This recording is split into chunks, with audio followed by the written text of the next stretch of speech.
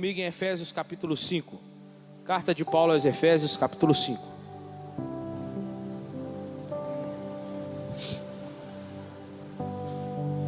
Estamos aí, né, para concluir a série de Efésios. E eu quero aqui só já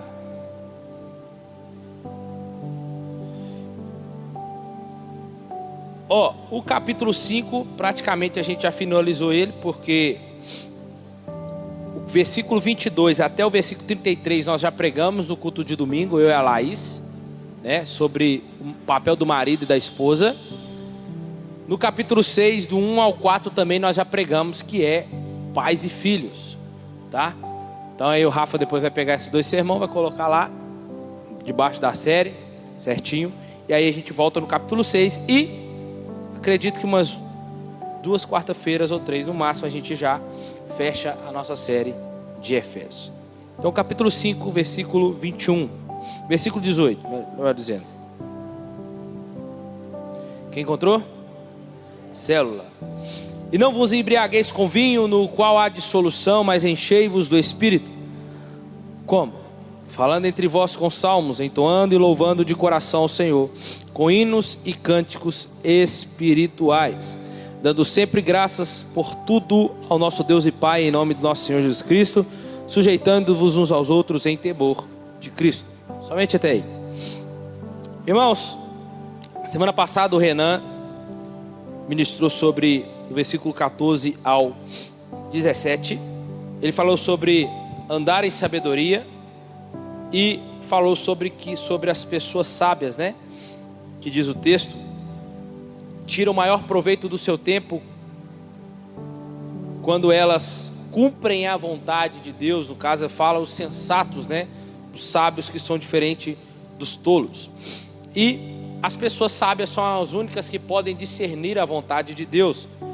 Por isso diz, não sejais insensatos, mas entender qual é a vontade do Senhor. Nada é mais importante na vida do que descobrir e praticar a vontade de Deus. A coisa mais importante da nossa vida é estar no centro da vontade de Deus. O lugar mais seguro para o homem e para a mulher é estar no centro da vontade de Deus. Como eu posso descobrir a vontade de Deus? Palavra, pela Bíblia.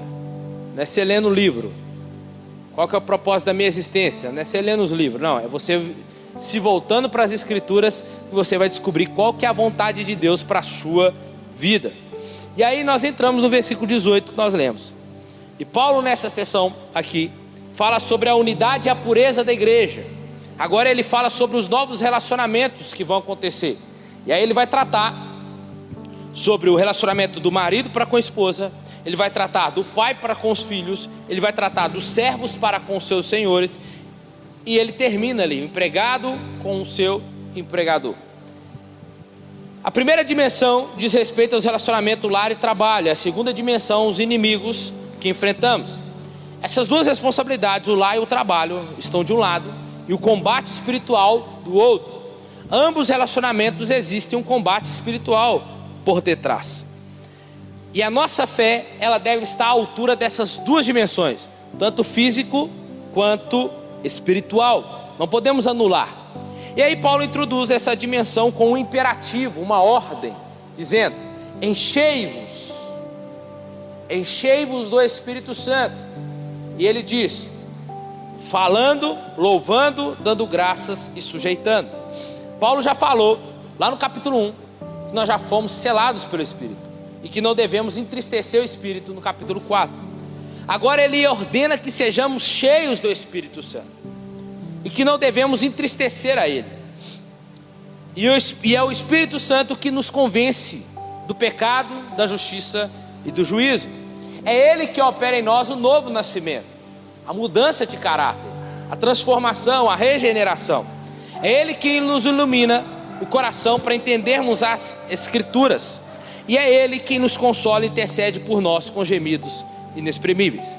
E ele também que nos batiza com o Espírito Santo. É ele que testifica com o nosso espírito que somos filhos de Deus, e ele habita em nós. Então, se ele já habita em nós, se ele está dentro de nós, ele não está sobre nós, como o Antigo Testamento dizia, mas ele está dentro de nós. Então a gente não precisa ficar cantando, vem Espírito, desce aqui, não. Ele já está dentro de nós, manifesta aqui em nós, amém? Porque ele já desceu. Na vida de quem não serve a Deus, o Espírito Santo não habita, mas na vida do justo, na igreja, o Espírito Santo já desceu, amém?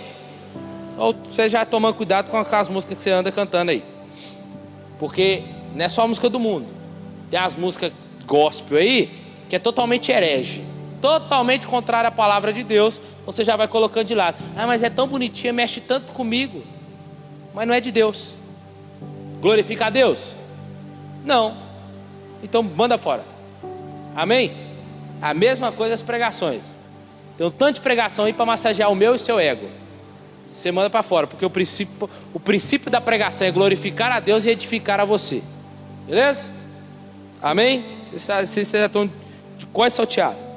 Então todavia é possível ser, escuta isso aqui, todavia é possível ser nascido do Espírito, ser batizado com o Espírito, habitado pelo Espírito, selado pelo Espírito, e ainda assim sem estar a plenitude do Espírito dentro de nós.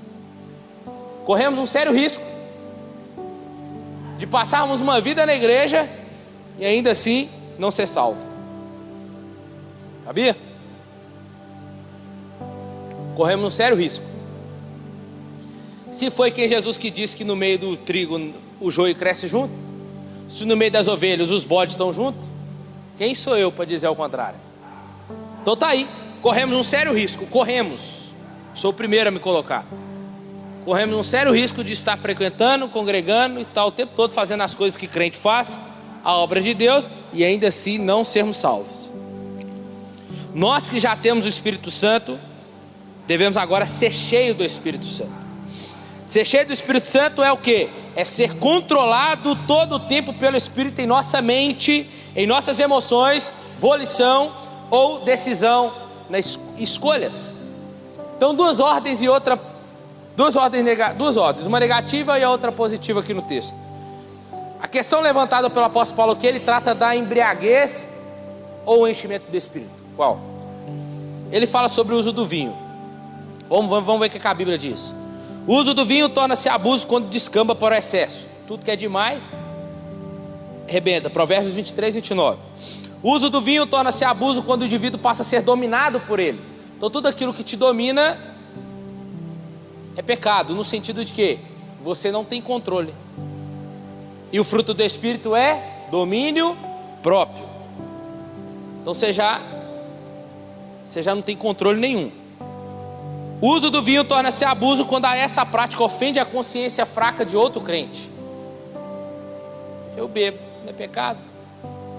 Mas se você, para aquele que acha que é pecado, se você está bebendo, você está o quê? Pecando, porque você está ferindo a consciência dele. Beleza? Todas as coisas me são lícitas, mas nem todas me convêm.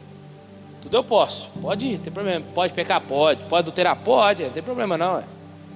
Pode sair ficando com os meninos na rua? Pode também. Pode sair ficando com os meninos? Pode também. Só não pode entrar no céu, não é nada, problema nenhum. Pode tudo. Por isso que Paulo está dizendo, todas as coisas eu posso, mas me convém. Vai me edificar em quê? Vai glorificar a Jesus? Ou vai fazer meu irmão pecar? É isso que é para pensar. O uso do vinho torna-se abuso quando fere o testemunho cristão na comunidade. Então não glorifica a Deus. O uso do vinho torna-se abuso quando há alguma dúvida na mente do cristão. Tudo que você faz com dúvida, irmão, tatuagem é pecado ou não é? Cansado dessas perguntinhas, né? Ficar é pecado ou não é? A Bíblia não fala? Fala. A Bíblia fala de tudo. Tá tudo aqui. Assim, não é um pastor falou que não é pecado, o outro falou que é. Eu vou fazer, né? Se você faz na dúvida, é pecado. Toma cuidado. A gente tem que aprender uma coisa. Aonde a Bíblia fala, a gente ouve. Aonde a Bíblia se cala, a gente não fica querendo dar voz para ela, não. A gente se cala também. Amém? Então a gente fica. Eu sei os segredos antes de Gênesis e depois de Apocalipse. Então tanto de pastor aí que é assim. Ele sabe de tudo. Então a gente tem que tomar cuidado. A Bíblia fala? Fala, então amém. A Bíblia não fala? Então amém também. Não, eu acho. Não, então já... Você não tem... A Bíblia não é sobre o que você acha, o que você pensa. A Bíblia é sobre o que ela já falou aqui, ó. Então a gente só fala o que falou. Amém? Então o apóstolo Paulo começa fazendo determinada comparação entre a embriaguez e a plenitude do Espírito. Em primeiro lugar, ele fala da semelhança superficial. Quando uma pessoa está bêbada, dizendo que ela está sob a influência do álcool. E com certeza, um cristão cheio do Espírito Santo está sob a influência e poder do Espírito Santo. Em ambas preposições, há uma mudança de comportamento.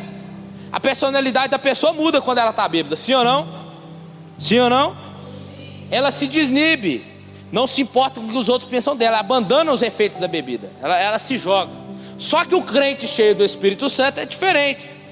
Ele se entrega ao controle do Espírito e sua vida fica livre e desinibida. Então escuta, é porque tem um tanto de crente que diz assim: não, eu estou tão cheio que eu nem sei o que eu estou fazendo. Então você está cheio de outra coisa, não é do Espírito não. Porque é diferente da pessoa que bebe, ela fica desinibida, ela fica sem controle nenhum. A pessoa cheia do Espírito Santo, não, ela tem controle. Estou tão cheio que eu nem sei o que eu estou fazendo. Então você está cheio de outra coisa, porque o Espírito Santo não enche e tira a consciência da pessoa, não. Isso é antibíblico. O Espírito Santo não tira a consciência de ninguém. Você sabe o que você está fazendo. A Bíblia diz: o Espírito é sujeito ao profeta. Então você sabe o que você está fazendo. Você sabe. Então não vem com essa conversinha fiada aí: não sei o que eu estou fazendo, aí cai, machuca, não sei. Sabe sim. Não sabe. Tá que sabe. Porque o Espírito Santo não tira o controle, ele controla. Ser cheio do Espírito Santo é isso, é o Espírito Santo te controlando em plenitude. Amém? Outra coisa que Paulo fala é o contraste profundo. Na embriaguez o homem perde o controle de si mesmo, e no enchimento do Espírito ele ganha o controle de si, o domínio próprio. Senão o Espírito Santo fica agindo em contrariedade às Escrituras. O Espírito Santo não age em contrariedade àquilo que Deus já disse, ele age em conformidade. Então o domínio próprio é o fruto do Espírito. A embriaguez deprime o cérebro, tira o homem do autocontrole, a sabedoria, o entendimento, o julgamento, o equilíbrio e o poder para avaliar as coisas. Ou seja, a embriaguez impede o homem de agir de maneira sensata. O que o Espírito Santo faz é totalmente o oposto. Ele não pode ser posto no manual de farmacologia, mas ele é estimulante, antidepressivo. Ele estimula a mente, o coração e as nossas vontades. Amém? Em terceiro lugar, o resultado oposto. O resultado da embriaguez é a dissolução. As pessoas que estão bêbadas entregam-se a ações desenfreadas, dissolutas e incontroladas. Perdem o pudor e a vergonha, e acabam envergonhando a sua família.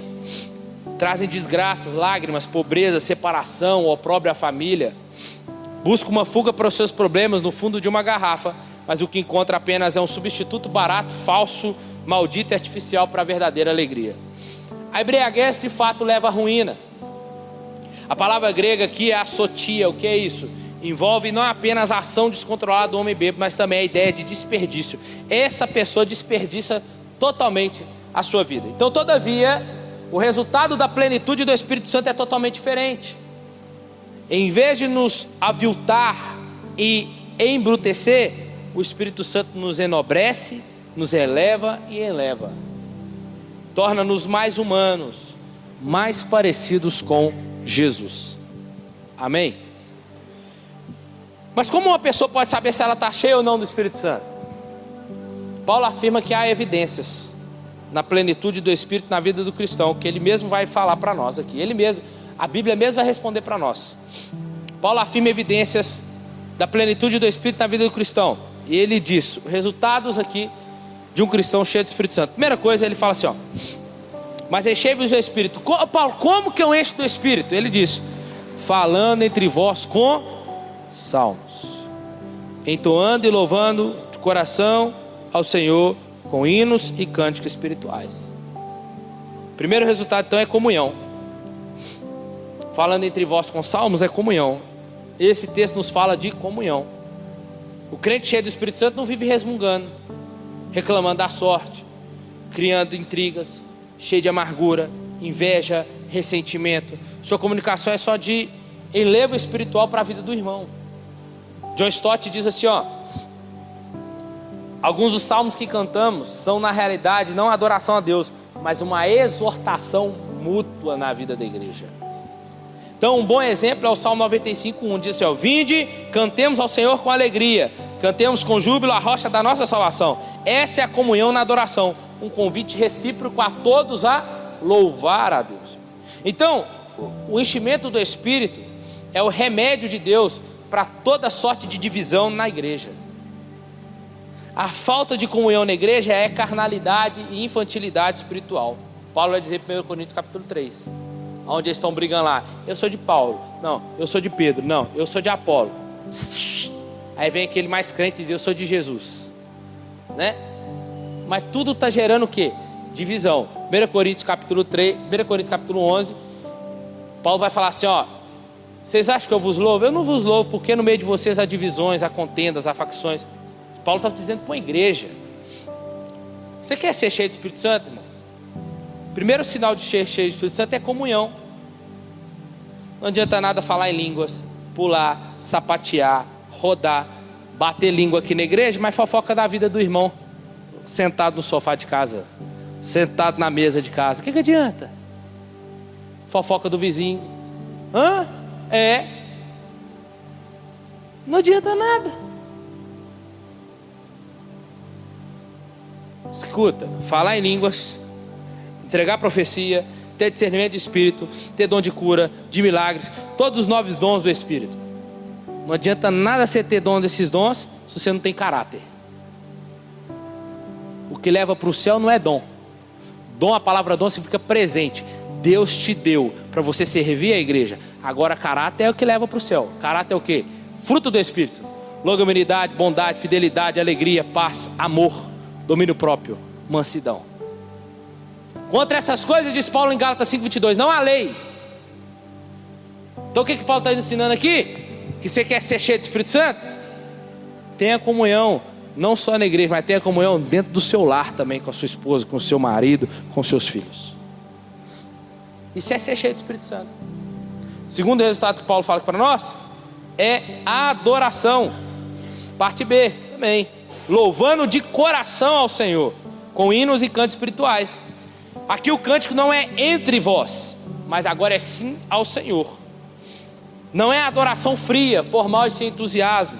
O crente cheio do Espírito Santo adora a Deus com entusiasmo e profunda alegria. É um culto vivo, não é carnal e nem morto. Não podemos confundir entusiasmo com barulho carnal também, nem com emocionalismo. O culto verdadeiro é em espírito e em verdade, é com raciocínio. Romanos capítulo 2, 12, diz, oferecei, pois, os vossos corpos como culto racional a Deus, com entendimento, não é sem rumo. Tudo que vós fazeis, Paulo diz, faça com ordem e decência. Então é um culto verdadeiro, é um espírito e verdade, é um culto cristocêntrico. Cristo é o centro, não é o homem, não é eu e você. Começa pelos louvores e vai até a pregação. Cristo é glorificado. Um culto alegre, reverente a Deus. Então, sem dúvida, os cristãos cheios do Espírito Santo têm um cântico de alegria no coração, a salvação. E o culto público cheio do Espírito Santo é uma celebração jubilosa dos atos poderosos de Deus. Então, segundo resultado de um crente cheio do Espírito Santo é a adoração. Terceiro aqui é a gratidão. Paulo diz, dando sempre graças por tudo ao nosso Senhor e Deus Pai. O crente cheio do Espírito Santo não está cheio de queixas e murmuração, mas de gratidão. O texto diga que devemos sempre dar graças a Deus por tudo. Não é no sentido aqui, não é pelo mal moral, tá? Graças por tudo nesse sentido. O que é isso? Uma pessoa agradecida, ela tem consciência de que são enriquecidas pela vida dos outros, tá? Agora, que a ideia de ser graças por tudo, de menos pelo mal moral, uma noção estranha, porque como é que eu posso dizer aqui?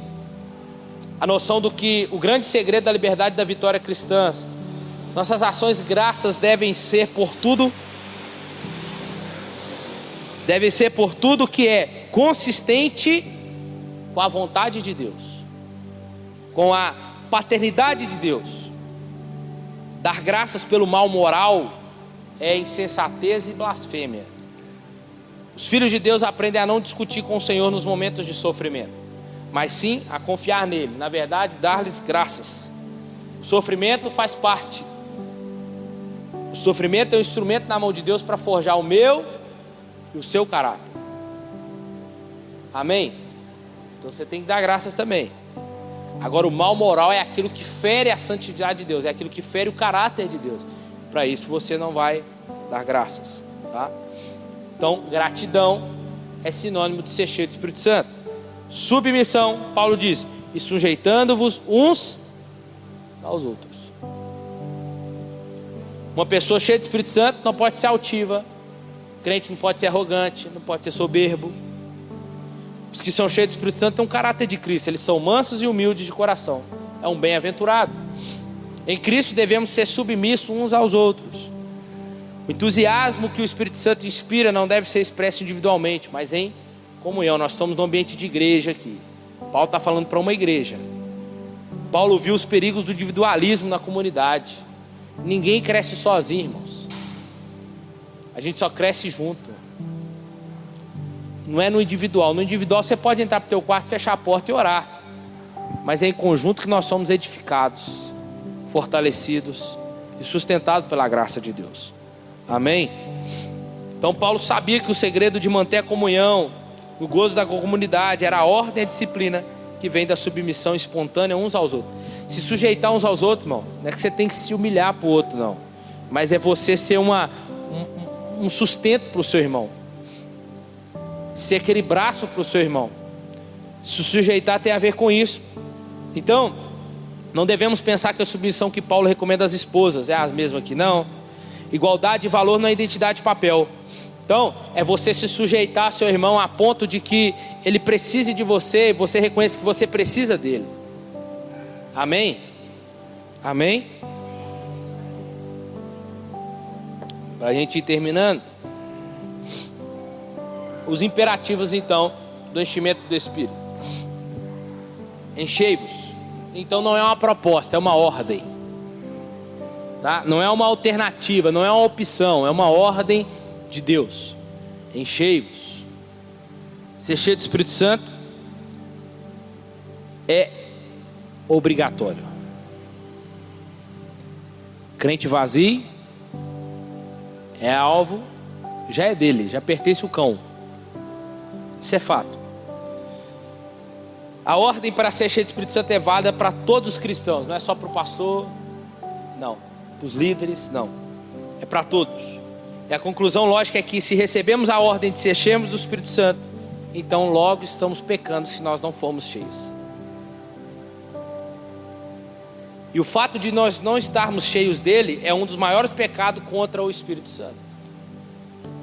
Uma vez sendo cheio, ele anula minhas vontades. Já reparou que a gente fica muito cheio de nós mesmo, tem hora? É porque você está precisando dar uma... Baixa a bola. Se você não abaixar, Deus vai lá e abaixa para você. Porque o soberbo, diz a Bíblia, ele abate. Murchadinha, desinflar seu ego. Deus é mestre para fazer isso. Então, uma vez cheio do Espírito, irmão, ele anula as nossas vontades.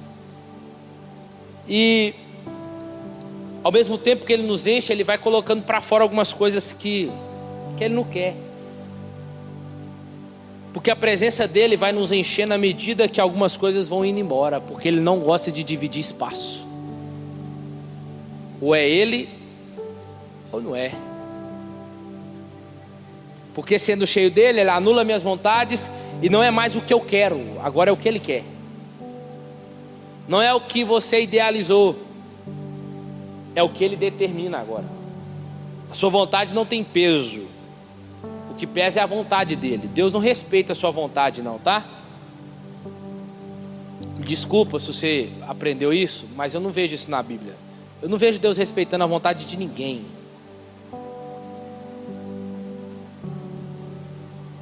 Todas as vezes que Deus encontra caminho com a sua vontade, a vontade dele sempre vai permanecer, mesmo que doa. Você tem sonhos, você tem objetivos, você tem propósitos, mas se esses sonhos, se esses propósitos e objetivos não for para a glória dele, não for segundo a vontade dele, esquece. A vontade dele sempre vai imperar sobre a nossa, irmãos. Sempre. Porque a minha e a sua vontade, ela pode até ser boa, mas ela nunca será perfeita e nunca será agradável. Você está aqui? Porque não tem como. Como que eu vou dizer amém para isso? Eu não concordo, então você discorda da Bíblia. Você discorda da Bíblia. Mostra algum homem aqui determinando algo para Deus. Me mostra, eu quero ver se me mostrar. Mostra algum homem aqui dizendo para Deus, faz assim, porque eu quero assim. Deus podia olhar para baixo e dizer,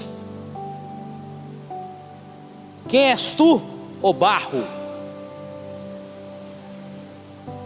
Você não passa de um barro, eu que sou o oleiro. Diz Jeremias, quem tem poder sobre o barro, senão eu? Eu que formo, eu que quebro. Ou por acaso o vaso tem poder sobre o oleiro? Nunca! Nunca, irmãos. Você está aqui? Então é sobre Gálatas, Paulo vai dizer, já estou crucificado com Cristo, já não vivo mais eu, mas é Cristo que vive em mim, não é mais a minha vida, não é mais o que eu quero, agora é o que Ele quer. Disse o Senhor, Isaías 55, não, agora não é mais os seus pensamentos, mas é os meus pensamentos. Os seus pensamentos não são os meus, mas os meus serão os seus. E aí? Não tem como, irmãos. Não tem como. Então não tem como eu administrar minha vontade com a vontade dele. Ou eu sigo o que eu quero, ou você segue o que ele quer. Não, eu quero Deus. Não, igual eu falei domingo, né? Eu quero Deus. Eu quero muito Deus, eu quero muito seguir Jesus. Mas eu não quero a cruz. Como assim? Não, eu quero muito Jesus, mas a cruz, deixa a cruz lá. Eu não quero carregar a cruz nenhuma, não. Tem como entrar. Senhor, tem como eu entrar? Eu quero entrar muito na porta estreita, mas eu quero pegar o caminho largo. Também não tem como. É a porta estreita e o caminho estreito.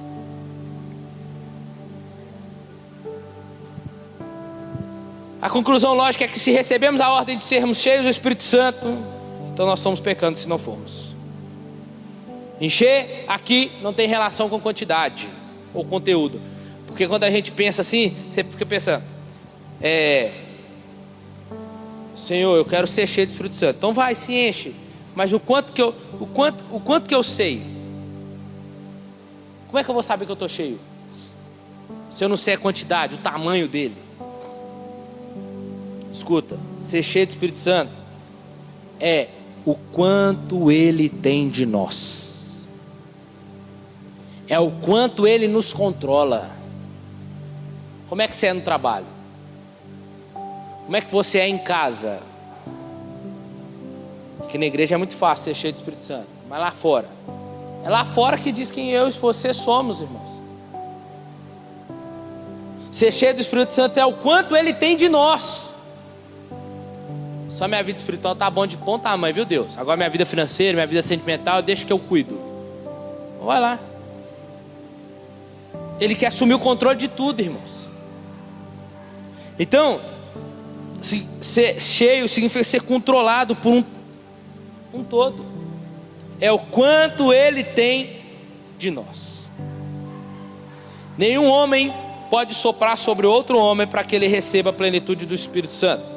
Então o sentido não é o quanto temos mais do Espírito, mas é o quanto o Espírito tem de nós.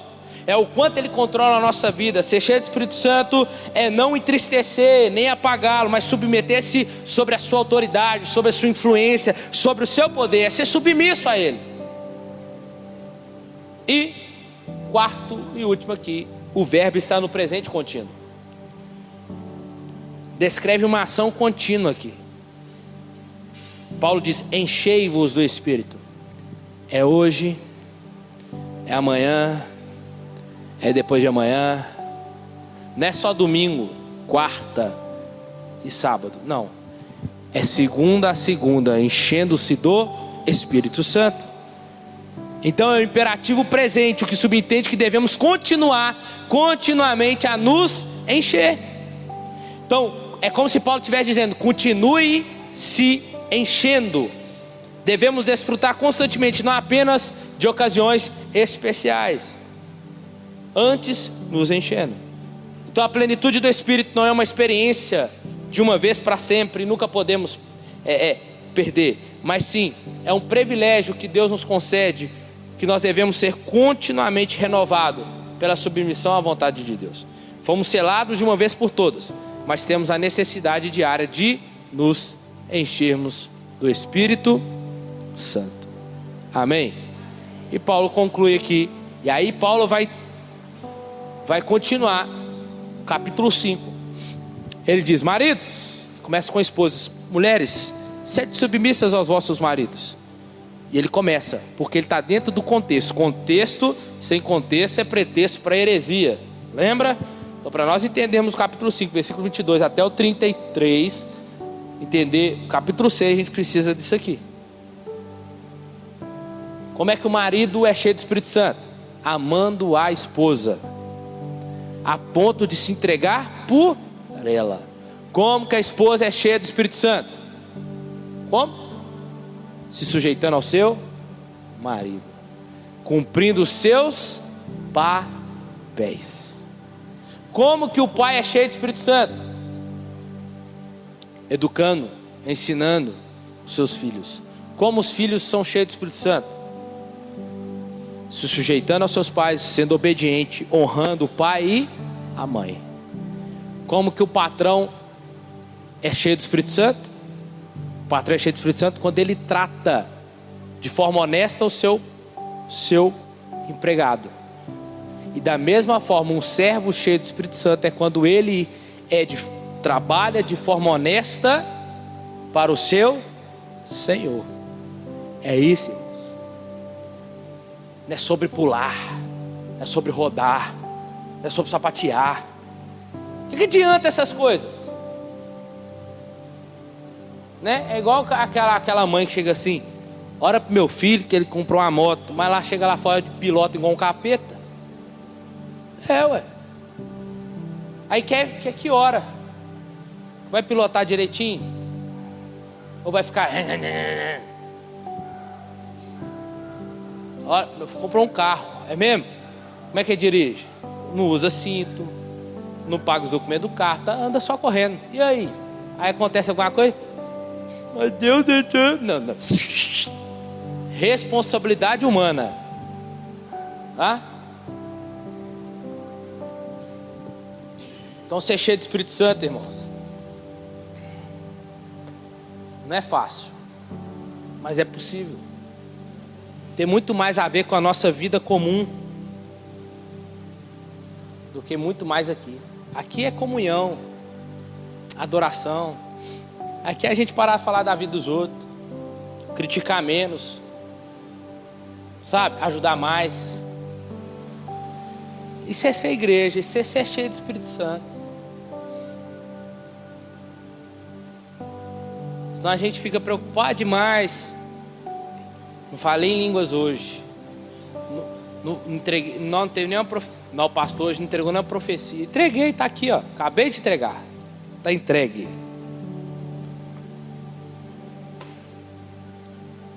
Recebe quem quer, ué. Você sabe como é que eu sou, né? Então, não tem curva, não.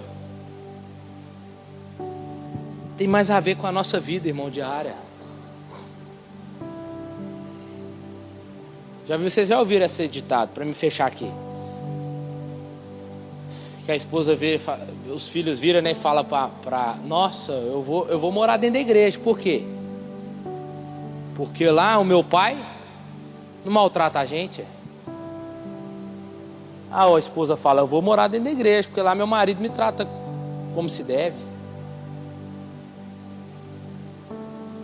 Não, a gente tem que tomar cuidado, porque senão vai um tanto de crente pro inferno. Vai um tanto.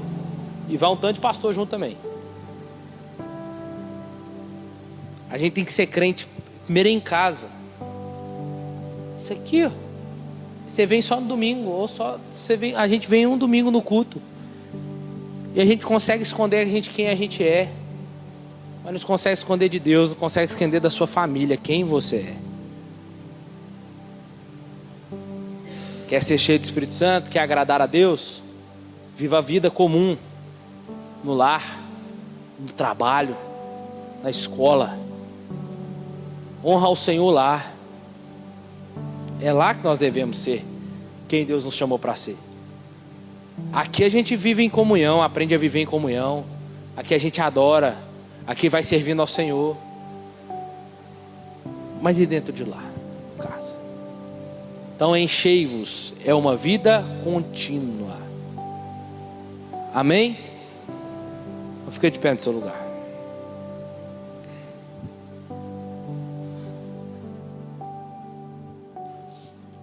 Pai, graças te damos, Deus.